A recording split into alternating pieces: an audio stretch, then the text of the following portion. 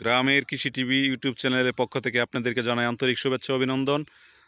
দর্শক, দেখতেই পারতেছেন একটি ঘাসের জমি, আর এটি হচ্ছে জার্মান হোয়াইট হাইব্রিড ঘাসের জমি। এই জমিটা থেকে অনেক প্রতিবেদন দেওয়া হয়েছে ইতিপূর্বে। এখন যেহেতু বৃষ্টি শুরু হয়ে গেছে, আর কিছুদিন পরে এখানে পানি জমে যাবে। আর এই পানির ভিতরেও কী ধরনের ফলন হয় এটি আপনারা অনেক প্রতিবেদনে দেখেছেন।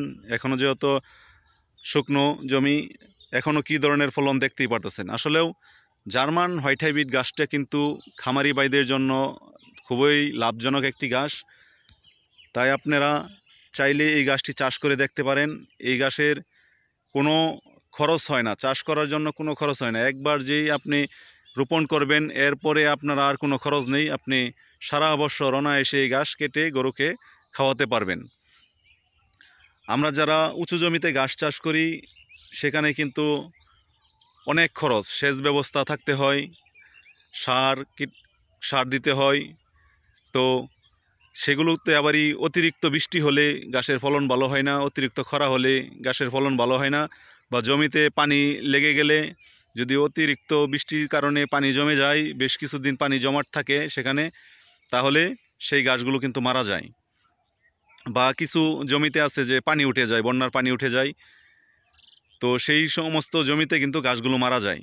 আর এটি জার্মান হোয়াইট হাইব্রিড একটি ঘাস। এটি যত পানি হোক, যদি বন্যাও হয়, সেখানেও কিন্তু এই ঘাসের ফলন খুব ভালো হয়, এবং শুকনোর ভিতরেও খুব ফলন ভালো হয়।